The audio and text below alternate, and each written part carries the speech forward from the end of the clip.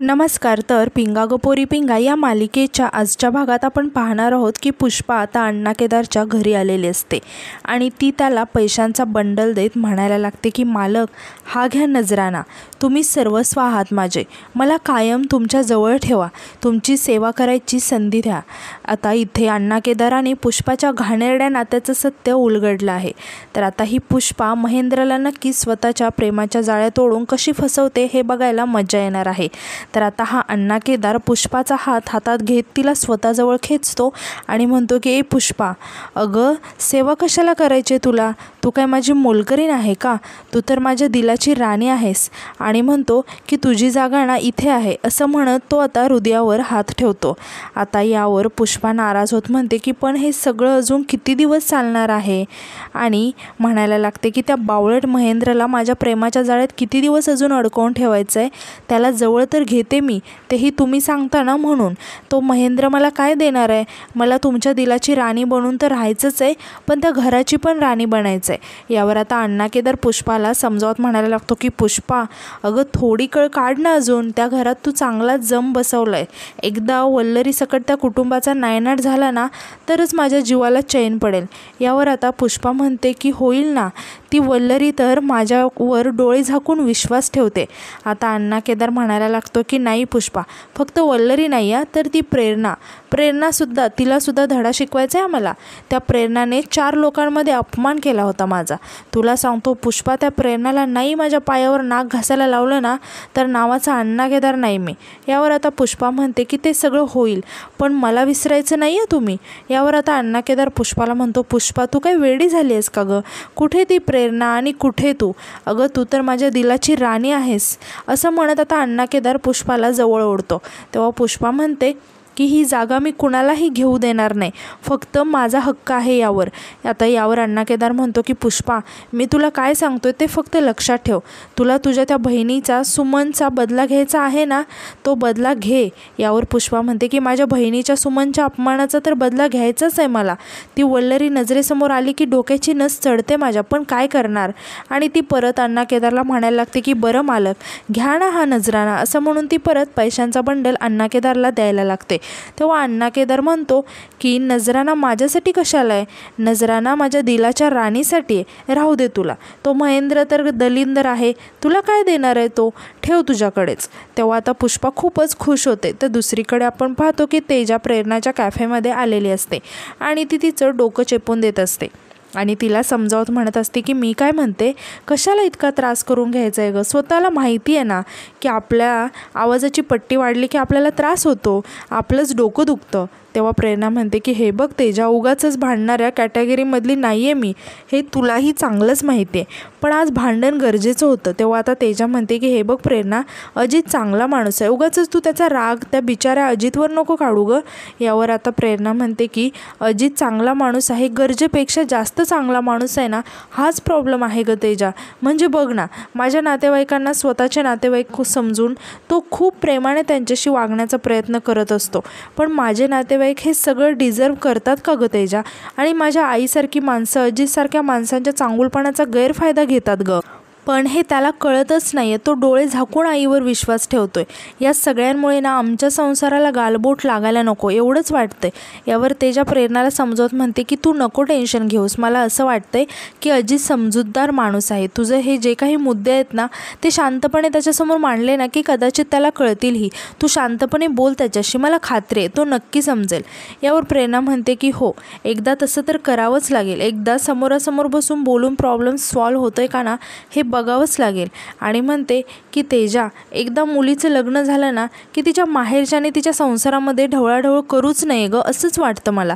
यावर तेजा म्हणते की हे फक्त तुझ्या बाबतीत बोलतेस तर ठीक आहे, कारण तुझी आई आहेच तशी, पण हे सगळ्यांना नाही लागू होता प्रेरणा.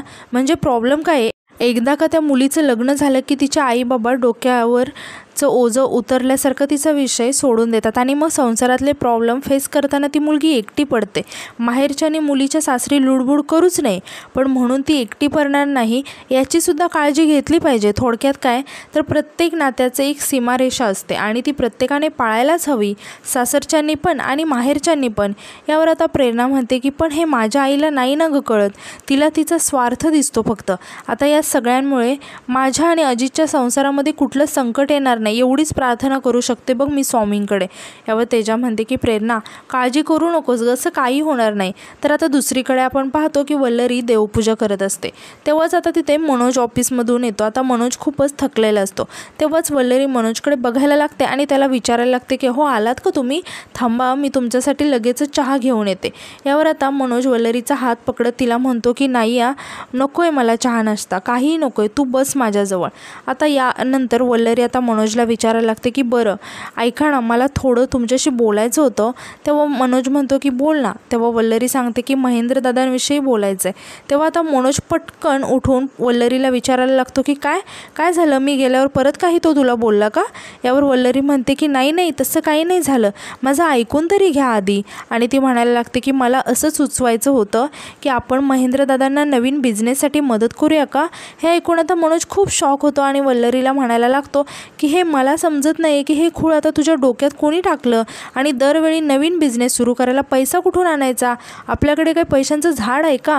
बरं ठीक आहे, नवीन बिझनेस सुरू करून दिला, पण मेहनत करायची तयारी आहे का? यश मिळाले की नाही, मिळतंय का? नाही ना, दरवेळी तोटा होतोय, पैसे मात्र आपलेच उडतात.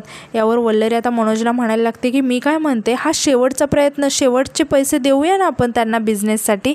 हे बघा स्वतःच्या पायावर उभे राहिले ना तर मला खात्री आहे की त्यांना यश नक्की मिळेल, माझा विश्वास आहे. यावेळी त्यांच्यावरती आता मनोज म्हणतो की पण माझा विश्वास नाही आहे त्याच्यावर, मी त्याला 1 रुपयेसुद्धा देणार नाही. तेव्हा आता वल्लरी मनोजला म्हणायला लागते की अहो पण. यावर आता मनोज वल्लरीला मध्येच थांबवत म्हणतो की वल्लू हे बघ, यावेळेस माझ्याकडून कुठलीही अपेक्षा नको ठेवूस, असं म्हणून आता मनोज तिथून निघून जातो आणि वल्लरीचं तो काहीही ऐकून घेत नाही. वल्लरी मात्र मनोजला असं चिडलेलं बघून खूपच टेन्शनमध्ये आलेले असते आणि ती स्वतःशीच म्हणते की चिडले, काय झालं असेल यांना, आजकाल हे सतत चिडत का असतात, काय कारण असेल याच्या पाठी, असं म्हणून ती जरा विचारात पडते. तर आता यानंतर दुसऱ्या दिवशी सकाळी आपण पाहतो की वल्लरी कृष्ण जन्माष्टमीची तयारी करत असते आणि ती छान असं फुलांचं तोरण बनवत असते. आता तेव्हाच तिथे पुष्पा येते आणि वल्लरीला विचारायला लागते की वल्लरी तोरण बनवायला पण घेतलंस तू, तुला हे सगळं लगेच कसं जमतं गं, हाताला उरक आहे बाई तुझ्या. तेव्हा आता वल्लरी हसायला लागते आणि म्हणते की कसला उरक वहिनी, अजून बाळकृष्णाची मूर्ती सजवायचे, सगळी कामं बाकी आहेत अजून. तेव्हाच आता तिथे डोरबेल वाजते. तेव्हा पुष्पा लगेचच म्हणते की मी बघते, असं म्हणून ती जाऊन दरवाजा उघडते. तर एक माणूस आलेला असतो. तेव्हा पुष्पा विचारायला लागते की कोण? तेव्हा तो माणूस सांगतो की मी पत्रकार आहे, मला वल्लरी मॅडमला जरा भेटायचं होतं, मला त्यांचा इंटरव्ह्यू घ्यायचा आहे. तेव्हा पुष्पा लगेचच त्यांना आतमध्ये बोलवते आणि वल्लरीला सांगायला लागते की वल्लरी अगं पत्रकार आलेत, त्यांना तुझा इंटरव्ह्यू घ्यायचा म्हणतायत. आता वल्लरी त्यांच्यासमोर येते आणि त्यांना म्हणायला लागते की नमस्कार सर, ॲक्च्युली आज काय आहे, इंटरव्ह्यू देणं शक्य नाही आहे, कारण आमच्या घरामध्ये ना जन्माष्टमीची पूजा आहे, सो सॉरी. तेव्हा आता तो पत्रकार म्हणतो की मॅडम मान्य, मी खरंच खूप फोन करत होतो, पण तुम्ही बिझी असाल म्हणून तुम्हाला फोन घ्यायला जमलं नसेल, पण आपण फक्त 5 मिनिट घेणार आहोत, भरपूर दिवसांपासून तुमचा इंटरव्ह्यू पेंडिंग आहे, त्यामुळे ही खरंच एक रिक्वेस्ट होती मॅम, फक्त मला तुमचा थोडा वेळ द्या. यावर वल्लरी म्हणते की खरंच सर शक्य नाही आहे मला, कारण घरामध्ये पूजा आहे. यावर आता पुष्पा मध्येच वल्लरीला म्हणते की अगं वल्लरी एवढी रिक्वेस्ट करतायत ते, तर घे ना करून तुझा इंटरव्ह्यू, कामाचं काय ते मी पाहते. तेव्हा आता वल्लरी त्या पत्रकार सरांना म्हणते की सर तुम्ही जरा बाल्कनीत वाट पाहता का? तेव्हा ते सर हो म्हणून तिथून बाल्कनीमध्ये निघून जातात. तेव्हाच आता वल्लरी पुष्पाला म्हणायला लागते की सगळी कामं आता तुमच्यावर पडतील ना वहिनी. तेव्हा पुष्पा म्हणते की बरं जा आता इंटरव्ह्यू कंप्लीट कर, मी बाकीची सगळी कामं पाहते. तर आता यानंतर आपण पाहतो की ते पत्रकार सर आता वल्लरीचा इंटरव्ह्यू घ्यायला लागतात. तर इकडे पुष्पा खूपच रागाने वल्लरीकडे बघत असते. आता ते पत्रकार वल्लरीला विचारतात की मॅडम तुम्ही खूपच कष्टाने इथंपर्यंत आलाय, काय वाटतं तुम्हाला मागे वळून पाहताना? यावर आता वल्लरी उत्तर देते की मागे वळून पाहताना एकच वाटते की अजून खूप प्रवास बाकी आहे, अजून खूप काही शिकायचं आहे आणि खूप काही करायचं आहे. तेव्हा ते पत्रकार सर म्हणतात की मॅडम तुम्ही आजपर्यंत 24 केस लढल्या आणि त्या जिंकल्याही, यापुढे तुमची सिल्वर जुबली केस आहे, या केस बाबतीत तुमच्या काय भावना आहेत? यावर आता वल्लरी म्हणते की केस 25वी असो किंवा 100वी, तिला पहिल्याच केस इतकं महत्त्व दिलं पाहिजे आणि मी कायमच अन्यायाविरोधात असाच लढा सुरू ठेवणार आहे. आता बाहेरून पुष्पा हे सर्व काही ऐकत असते आणि तिला वल्लरीचा खूपच राग येत असतो. आता ती मनातच म्हणते की वल्लरी, तुझ्या प्रत्येक आनंदाच्या क्षणावर नाही पाणी फेरलं ना तर पुष्पा नाव नाही सांगणार. तर आता यानंतर आपण पाहतो की मनोज एका सरांना भेटायला अजित आणि प्रेरणाच्या कॅफेमध्ये आलेला असतो.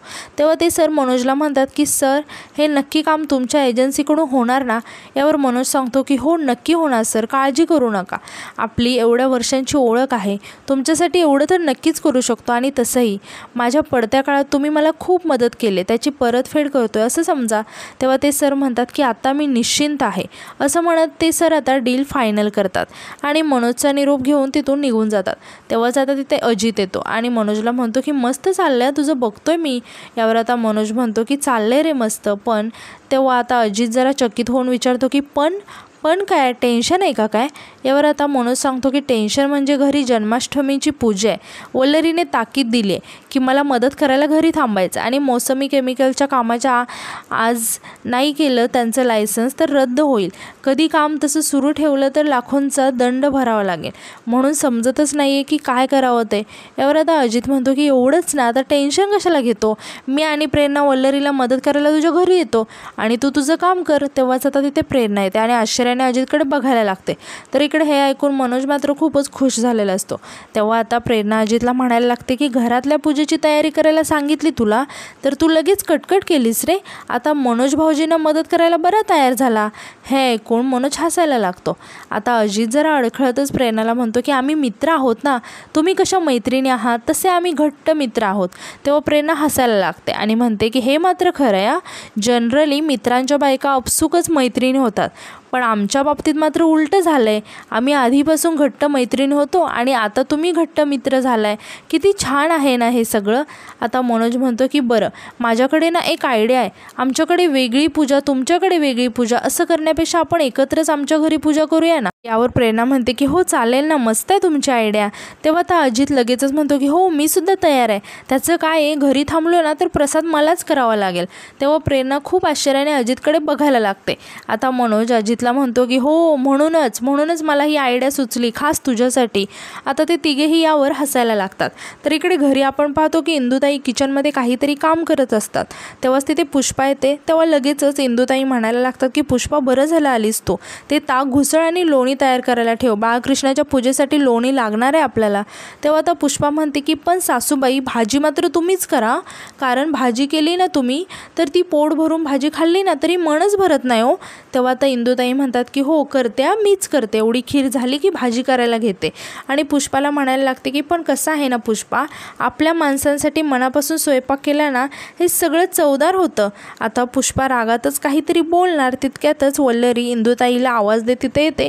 तेव्हा लगेचच पुष्पा आता वल्लरीचा आवाज ऐकून शांत होते. आता इंदुताई आणि पुष्पा दोघीही बाहेर हॉलमध्ये येतात. आता वल्लरी इंदुताईला एक छोटासा बॉक्स देत म्हणते की हे बघा मी काय घेऊन आले. तेव्हा इंदुताई विचारायला लागतात की काय आहे वल्लरी या बॉक्समध्ये. तेव्हा वल्लरी म्हणते की तुम्हीच उघडून बघा ना. तेव्हा आता इंदुताई तो बॉक्स उघडून बघतात तर त्यात खूप सुंदर अशी छोटीशी बाळकृष्णाची मूर्ती असते. आता बाळकृष्णाची मूर्ती बघून इंदुताई खूपच खुश होतात आणि म्हणायला लागतात की किती सुंदर आहे बाळकृष्णाची मूर्ती. तेव्हा वल्लरी विचारते की आवडली ना तुम्हाला. तर आता पुष्पासुद्धा मूर्तीकडे बघत म्हणते की वल्लरी खूपच सुंदर आहे बघ मूर्ती. आता वल्लरी म्हणते की सासूबाईंची खूप दिवसांपासूनची इच्छा होती ना चांदीच्या बाळकृष्णाची मूर्ती घेऊन यायची घरात, ती आज पूर्ण झाली. आता इंदुताई खूपच इमोशनल होतात आणि वल्लरीला म्हणायला लागतात की वल्लरी तुझ्या लक्षात होतं, मला अशी बाळकृष्णाची मूर्ती पाहिजे होती ती. आणि त्या वल्लरीच्या डोक्यावरून हात फिरवत म्हणायला लागतात की किती गुणाची सून आहे ग माझी. आणि त्या आता मनोजच्या बाबांच्या फोटोकडे बघत म्हणतात की मनोजचे बाबा, आज हे सगळं बघायला तुम्ही पाहिजे होता हो. आणि परत त्या बाळकृष्णाच्या मूर्तीकडे बघत म्हणायला लागतात की परमेश्वरा, आमच्या घरातसुद्धा लवकर पाळणा हलू दे आणि तुझ्यासारखाच बाळकृष्ण जन्म घेऊ दे आणि वल्लरीच्या पोटी मनोजचे बाबाच जन्म घेऊ दे. तेव्हा वल्लरीसुद्धा थोडीशी इमोशनल होते. यावर आता पुष्पा म्हणते की सासूबाई आता सगळं चांगलं होईल बघा. तर वल्लरीसुद्धा म्हणते की हो सासूबाई, देव तुमची प्रत्येक इच्छा पूर्ण करेल, तुम्ही नका काळजी करू. तर इकडे इंदुताई खूपच कौतुकाने आणि प्रेमाने त्या मूर्तीकडे बघत असतात. आता हे सगळं बघून पुष्पाला मात्र खूपच राग आलेला असतो आणि ती रागातच मनात म्हणते की सासू सुनेचा आनंद गगनात मावेनासा झालाय, या आनंदावरती आता विरजन तर टाकायलाच पाहिजे, असं म्हणून ती कुचित हसायला लागते. आणि आजचा एपिसोड इथेच संपतो. तर उद्याच्या एपिसोडमध्ये आपण असं पाहणार आहोत की वल्लरी पूजेसाठी बसलेली असते आणि ती इंदुताईला सांगते की तुम्ही बाळकृष्णाची मूर्ती घेऊन याल का. तेव्हा त्या इंदुताई लगेचच हो आणते असं म्हणून बाळकृष्णाची मूर्ती आणायला जातात आणि त्या मूर्ती घेण्यासाठी म्हणून तो बॉक्स उघडतात. मात्र त्या बॉक्समध्ये बाळकृष्णाची मूर्ती नसते, बॉक्स रिकामाच असतो. हे बघून आता इंदुताई खूपच घाबरून जातात आणि म्हणायला लागतात की कुठे गेली मूर्ती. तर आता इंदुताई वल्लरीजवळ येतात आणि सांगायला लागतात की अगं मी तिकडेच ठेवली होती मूर्ती, पण सापडतच नाही. आता हे ऐकून सर्वजण खूपच शॉक झालेले असतात आणि आजचा एपिसोड इथेच संपतो. तर आजचा एपिसोड तुम्हाला कसा वाटला हे कमेंटमध्ये नक्की सांगा आणि उद्याच्या नवीन एपिसोडसाठी आपल्या चॅनलला सबस्क्राईब करा. धन्यवाद.